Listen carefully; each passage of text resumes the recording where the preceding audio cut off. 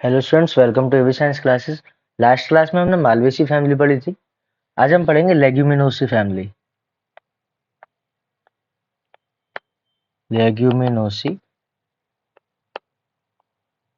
Family. अभी जो Leguminosae family है, इसकी एक सब फैमिली होती है जिसको हम फेबेसी के नाम से जानते हैं। तो फेबेसी फैमिली जो है वो पल्स फैमिली होती है। क्या क्या होता है उसमें, तो उसके बारे में हम जानते हैं।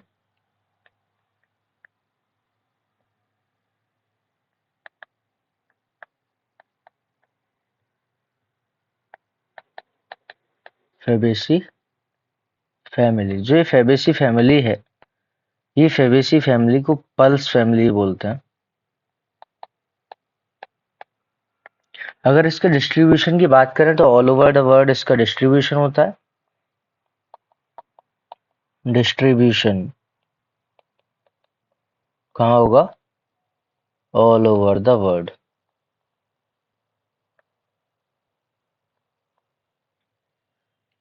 इसके वेराइटीज की अगर हम बात करें तो इसमें ट्रीज भी देखने को मिलते हैं, श्रब्स भी होते हैं, और इसमें हर्ब्स भी आते हैं।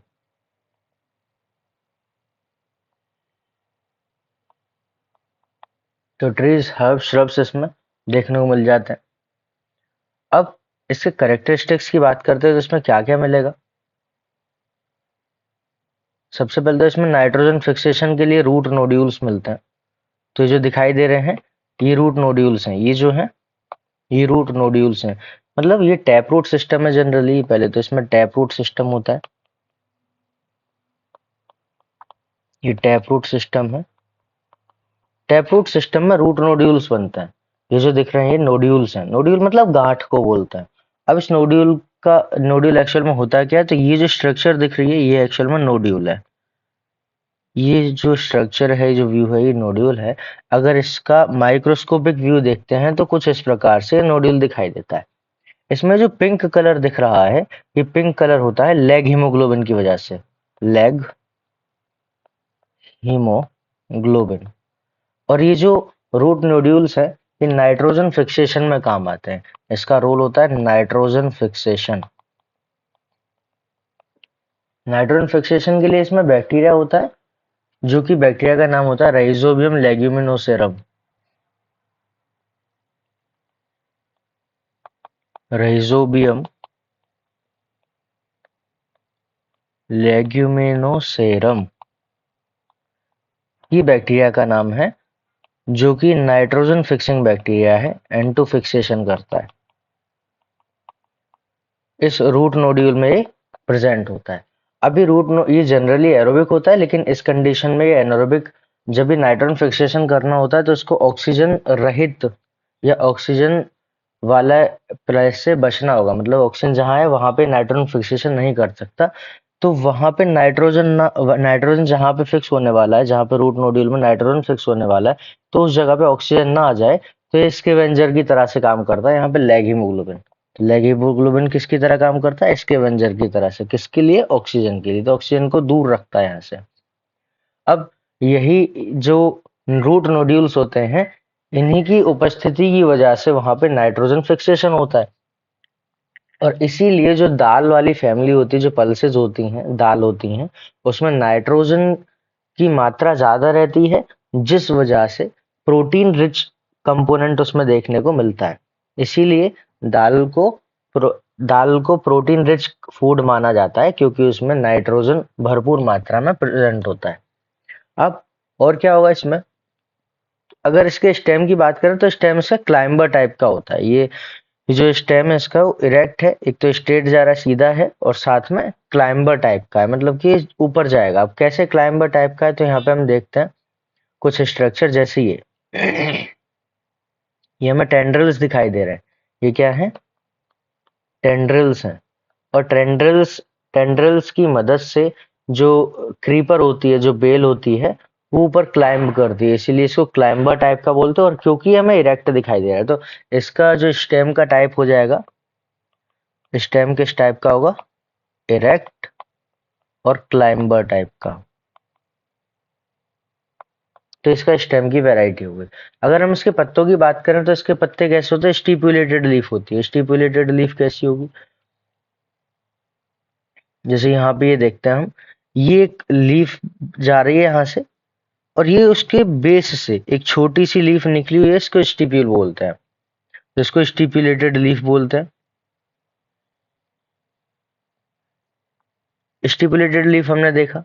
साथ में अगर इसको सिंपल शब्दों में समझें तो ऐसी एक पत्ती, ये स्टेम था, यहाँ से पेटियोल है, यहाँ से लीफ है, इसके बेस से एक छोटी सी लीफ प्रोड्यूस होती है, इसको स्टिप्यूल बोलते हैं।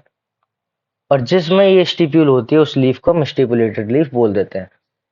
अब इसके बाद ये सिंपल लीफ होती है, जैसा कि यहाँ पे हम देख पा रहे हैं, ये एकदम सिंपल लीफ है।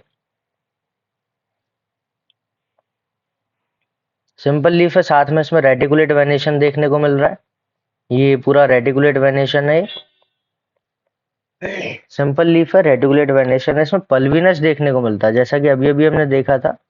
ये जो है, यहाँ से एक लीफ ब्रांच निकली है, ये बेसिकली गुलमोहर की पत्ती है, गुलमोहर की पत्ती का स्टेम है ये। यहाँ से लीफ निकल रही है, वो लीफ का जो बेस है, ये लीफ का बेस स्वेलन दिखाई दे रहा है, ये लीफ का बेस फूला हुआ दिखाई दे रहा है कुछ इस प्रकार से। तो स्वेलन लीफ बेस को हम पल्विनस बोलते हैं। स्वेलन लीफ बेस को हम पल्विनस बोलते हैं। तो ये क्या है, पल्विनस है। इसमें रेटिकुलेट वेनेशन देखने को मिल जाएगा, और लीव्स जो है अल्टरनेट होती है, जैसा कि यहाँ पे भी हम देख पा रहे हैं एक दूसरे के सामने है लीव्स, वो तो अल्टरनेट लीव्स हैं। और यहाँ पे भी हम इजीली ऑब्जर्व कर पा रहे हैं कि ये अल्टरनेट लीव्स हैं। तो लीफ का हमने टाइप पढ़ा, लीफ कैसी है, स्टिपुलेटेड है, सिंपल है, अल्टरनेट है, रेटिकुलेट वेनेशन देखने को मिलेगा। तो इस तरह से लीफ के बारे में देखा। इन्फ्लोरेसेंस की अगर हम बात करें तो रेसिमोस टाइप का इन्फ्लोरेसेंस इसमें हुआ करता है। रेसिमोस टाइप का इन्फ्लोरेसेंस कैसा होता है, तो रेसिमोस में क्या होगा, जो एपेक्स होता है, वो एपेक्स, जैसे कि ये स्टेम है, जैसे ये स्टेम है, तो स्टेम का जो एपेक्स है वो हमेशा मेरिस्टेमेटिक रहता है, कभी भी वो फ्लावर के द्वारा टर्मिनेट नहीं किया जाता, किया जाता। उसमें जो नए फ्लावर्स होंगे वो एपेक्स की तरफ होते हैं, पुराने फ्लावर्स बेस की तरफ होते हैं। जितने ज्यादा पुराने होंगे उतने बेस की तरफ होंगे। तो इसको हम एक्रोपेटल अरेंजमेंट भी बोलते हैं, एक्रोपेटल अरेंजमेंट। तो ये रेसिमोस टाइप का इसमें इन्फ्लोरेसेंस देखने को मिलता है। नेक्स्ट इसमें और क्या होगा, फ्लावर जो है, इस फ्लावर ब्रैक्टिएट होगा। ब्रैक्टिएट फ्लावर कैसा होता है, जैसे ये एक फ्लावर दिखाई दे रहा है इसमें, और यहाँ पे एक स्टिप्यूल जैसी स्ट्रक्चर जो हमने पढ़ी थी, अगर लीफ के बेस पे है तो वो स्टिप्यूल कहलाती है, और फ्लावर के बेस पे है तो स्टिप्यूल, यही ब्रैक्ट कहलाएगी।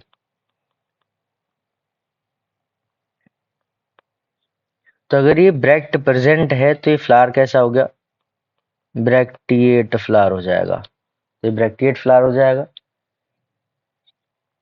साथ में फ्लावर ब्रैक्टिएट है पहले तो। दूसरी बात, ये हाइपोगाइनस ओवरी होती है। हाइपोगाइनस मतलब सुपीरियर ओवरी है ये, जो इसमें दिखाई दे रही है। गाइनोशियम की अगर हम बात करें,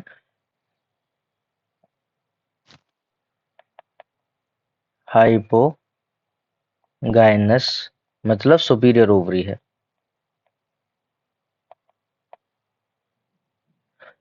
हाइपोगाइनस से सुपीरियर ओवरी है। पेंटामेरस 5 इसमें पत्तियां दिखाई देती हैं। साथ में जाइगोमॉर्फिक है। जाइगोमॉर्फिक है मतलब हम एक ही डायरेक्शन में इसको बराबर भागों में काट सकते हैं, बाकी अदर डायरेक्शन से नहीं काट सकते। एग्जाम्पल में पहले जाइगोमॉर्फिक देख लेते हैं। जैसे ये फ्लावर है, इसको सिर्फ इसी डायरेक्शन में बराबर काटा जा सकता है, और किसी डायरेक्शन में इसको बराबर नहीं काट सकते। तो एक ही जगह से बराबर काटा जा सकता है, तो वो हो गया जाइगोमॉर्फिक। जैसे इसको हम देखते हैं तो यहाँ से हम इस तरह से इसको बराबर काट सकते हैं, बाकी दूसरे प्लेन से अगर ऐसे काटेंगे तो बराबर नहीं कटेगा, इसलिए कैसा हो गया, जाइगोमॉर्फिक हो गया। अब सिमेट्री देख ली हमने, सिमेट्री कैसी, जाइगोमॉर्फिक है। Presence of different petals, petals dissimilar होते हैं इस जिसके कारण, अब इसमें पेटल्स कौन कौन से हैं, ये जो दिखाई दे रहा है, पहले तो ये फ्लावर था, इसको अलग अलग किया गया, इधर देख रहे हैं, ये इसके पेटल्स दिखाई दे रहे हैं, ये डिफरेंट डिफरेंट पेटल्स हैं, तो इसको पेटल्स को समझता है। तो एक स्टैंडर्ड दिखाई दे रहा है, दो विंग पेटल दिखाई दे रहे हैं, और दो कील दिखाई दे रहे हैं, इनको हम कोरोला बोलेंगे। तो इनके दूसरे नाम क्या है, स्टैंडर्ड को हम वैक्सिलम भी बोलते हैं, स्टैंडर्ड को हम वैक्सिलम भी बोलते हैं, विंग को हम एलाई भी बोलते हैं, और कील को हम करीना भी बोलते हैं। स्टैंडर्ड को वैक्सिलम, विंग को एलाई और कील को करीना भी बोला जाता है। एक्चुअल में ये जो कील है ना, ये यहाँ से कुछ इस प्रकार से है, एक ये है और सेम इसी तरह से दूसरी ये है, और ये दोनों फ्यूज्ड है यहाँ पे, इसलिए इसको जब लिखेंगे तो इस तरह से ब्रैकेट में बंद करके लिखेंगे। अगर हम इसके एंड्रोशियम की बात करें तो 9 एक बंडल में होते हैं और एक अलग होता है, तो ये सिंगल स्टेमन हो गया और ये एक बंडल में हो गए, तो इसको हम 9+1 के अरेंजमेंट में बोलते हैं, क्योंकि इसमें दो ग्रुप बने हुए हैं तो डाइएडल्फस कंडीशन बोलते हैं, डाइएडल्फस कंडीशन इसको बोला जाता है। अगर इसके कैलिक्स की बात करें तो कैलिक्स में जो सेपल्स हैं वो सेपल्स एक ये है, ये सारे सेपल्स हैं, और ये सेपल्स सब फ्यूज्ड है। अब फ्यूज्ड सेपल्स हैं तो एक गैमोसेपलस कंडीशन है, गैमो सेपलस कंडीशन। गैमोसेपलस कंडीशन में है कितने, 1 2 3 4 5, 5 सेपल्स इसमें देखने को मिल रहा है और पांचों फ्यूज्ड है, तो गैमोसेपलस कंडीशन ये हो जाती है। नेक्स्ट इसमें हम इसके फ्लावर की बात करें तो ये इसके पेटल्स हो गए, ये इसके स्टेमन हो गए, ये एक अकेला स्टेमन, ये स्टिग्मा है, और ये इसके स्टेमन हो गए। अब स्टिग्मा जो है ये स्टाइल के द्वारा, ये जो है ये स्टाइल है, स्टाइल के द्वारा ओवरी में जाती कनेक्ट होती है। ओवरी में हमें ये ओव्यूल्स दिखाई दे रहे हैं, ये जो है ये ओव्यूल्स है, जो कि मार्जिनल प्लासेंटेशन, मतलब मार्जिन पे ही प्रेजेंट है सारे, तो मार्जिनल प्लासेंटेशन ये शो करते हैं। अब एक बार इसके फ्लोरल स्ट्रक्चर को देख लेते हैं। तो पहले ये स्टिग्मा हो गया, स्टिग्मा इसका फीदरी दिखाई दे रहा है, ये स्टाइल है, ये ओवरी है, ओवरी ही फ्रूट बनती है आगे जाके। अब इसका इस तरह से जब कट किया तो यहाँ पे हमें लोक्यूल दिखाई दे रहा है, इसके अंदर की जो कैविटी है उसको लोक्यूल बोलते हैं, और ये जो मार्जिन पर अरेंज है इसको हम ओव्यूल बोलते हैं। अब ये बीआर का मतलब होता है ब्रैक्टिएट, दोनों ही तरह से लिख सकते हैं। बीआर का मतलब ब्रैक्टिएट, मतलब इसमें ब्रैक्ट प्रेजेंट होगा, साथ में जाइगोमॉर्फिक सिमेट्री शो करता है। ये सिंबल जो था जाइगोमॉर्फिक का था, तो हम सिर्फ इसको इसी तरह से बराबर बांट सकते हैं, ऐसे भी नहीं काट सकते, ऐसे भी नहीं काट सकते बराबर, और ऐसे भी नहीं काट सकते बराबर, सिर्फ एक ही प्लेन से बराबर काट सकते हैं, तो इसलिए हम इसको बोलेंगे जाइगोमॉर्फिक।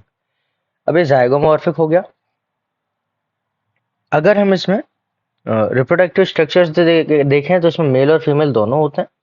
ये जो दिख रहे हैं ये स्टेमिन को रिप्रेजेंट करता है, ये सब स्टेमिन को रिप्रेजेंट करते हैं। तो कितने होते हैं स्टेमिन, यहाँ पे 10 होते हैं, तो 1 2 3 4 5 6 7 8 9 10, जिसमें कि एक अलग रहता है और बाकी 9 एक ग्रुप में रहते हैं, तो 9+1 स्टेमिन का केस इसमें आ जाता है। कैलिक्स कितने यहाँ पे, तो कैलिक्स 5 दिख रहे हैं, 1 2 3 4 5, 5 कैलिक्स इसमें है, और पांचों कैलिक्स इसमें जो है वेलवेट एस्टिवेशन शो करते हैं। कैलिक्स जो है वेलवेट एस्टिवेशन शो करेंगे, जबकि जो कोरोला है, कोरोला जो है वैक्सिलरी एस्टिवेशन शो करता है। ये जो एस्टिवेशन है ना, स्टैंडर्ड, दो विंग और एक की, ये दो कील, ये फ्यूज्ड कील है, तो ये वैक्सिलरी एस्टिवेशन कहलाता है। पेटल्स का वैक्सिलरी एस्टिवेशन, जबकि सेपल्स का जो वेलवेट एस्टिवेशन इसमें देखने को मिलता है। अब इसमें 5 डिफरेंट टाइप के, मतलब कि जो पेटल्स होते हैं, 5 तरह के पेटल्स इसमें देखने को मिलते हैं। अब यहाँ पे बटरफ्लाई शेप के पेटल्स है। बटरफ्लाई शेप के पेटल्स यहाँ पे बन जाएंगे, तो बटरफ्लाई शेप यहाँ पे बनती दिखाई दे रही है। इसको हम बोलते हैं, ये जो बटरफ्लाई जैसे दिख रहे हैं, इसको हम बोलते हैं, बटरफ्लाई का मतलब होता है पेपिलियोनेसी, पेपिलियोनेसी या पेपिलियनियस। इस बटरफ्लाई कंडीशन को बोलते हैं पेपिलियनियस।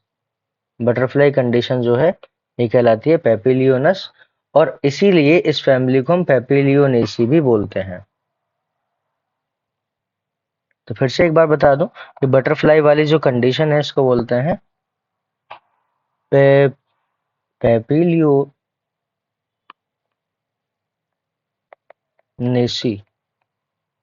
फैमिली। क्यों बोला इसको? क्योंकि ये पेपिलियोनस कंडीशन कहलाती है। पेपिलियोनेसी क्यों बोला? क्योंकि पेपिलियोनस कंडीशन कहलाती है, बटरफ्लाई शेप्ड है। अब इसमें लार्जेस्ट कौन सा था हमने देख लिया, स्टैंडर्ड, फिर 2 विंग्स थे, फिर कील। तो इस तरह से हमने फ्लोरल डायग्राम देखा। अब साथ में इसमें ये जो कोरोला है ये 5 होते हैं, और 5 इसमें अलग अलग दिखाई दे रहे हैं। एंड्रोशियम देखेंगे तो एंड्रोशियम 9+1 के अरेंजमेंट है। गाइनोशियम में ओवरी एक ही है इसमें, तो मोनोकार्पलर ही होता है, और सुपीरियर ओवरी इसमें देखने को मिलती है। हमने रूट नोड्यूल्स देख लिए, रूट नोड्यूल्स के बारे में हमने समझ लिया। हमने टेंड्रिल्स, लीफ टाइप, स्टेम, ये सब देख लिया। अब एक बार इसको देख लेते हैं। ये जो फ्लावर की डंडी है, जो स्ट्रक्चर है, इसको बोलते हैं पेडिसल। ये स्ट्रक्चर जो दिख रही है सेपल्स वाली, इसको बोलते हैं कैलिक्स, जो कि फ्यूज्ड कंडीशन में है, तो गैमोसेपलस कहलाते हैं। यहाँ पे बैनर जिसको बोला गया है, इसी का दूसरा नाम है स्टैंडर्ड। ये कील हो गए, और ये विंग हो गए। ये फ्यूज्ड स्टेमन है, ये पिस्टल दिख रही है यहाँ पे एक, तो फ्यूज्ड स्टेमन, और ये फ्री स्टेमन एक अकेला। तो यहाँ पे हम देख पा रहे हैं जो डिस्टिंक्ट स्टेमन दिख रहा है, ये एक है, 1 जिसको रिप्रेजेंट करता है, और ये पूरे 9 एक बंडल में है, तो 9+1 वाली कंडीशन ये हो जाती है। नेक्स्ट इसमें फिर से अगर इसके पेटल्स को देखें तो ये, सॉरी सेपल्स को, तो ये इसके सेपल्स फ्यूज्ड कंडीशन में दिखाई दे रहे हैं। अब जो ब्रैक्ट हम देख रहे थे, तो ये ब्रैक्ट, ये कंडीशन जो दिख रही है छोटी C small leaf like structure, तो ये ब्रैक्ट कहलाती है। तो ये ब्रैक्ट है। ये हमने स्टिप्यूल देख लिए। यहाँ पे हमने पल्विनस स्वेलन लीफ बेस देख लिया। बैनर को हमने स्टैंडर्ड बोला था, ये दोनों विंग्स हो गए, और ये बीच में कील हो गया। इसके फ्रूट की बात करें तो इसके फ्रूट जो होते हैं वो पोड शेप के फ्रूट होते हैं, लेग्यूमिनस फ्रूट होते हैं, ड्राई होते हैं, डेसेंट होते हैं, एक ही चैम्बर होता है फ्रूट में, मतलब कि ये पूरा एक ही चैम्बर है। अब ये एक चैम्बर में डोर्सल सचर दिखाई दे रहा है। ये अगर इसको ऐसे ये इधर बंद कर देंगे मटर को, तो ये डोर्सल सचर दिखाई दे रहा है जहां से ये जुड़ते हैं, और ये वेंट्रल सुचर दिखाई दे रहा है।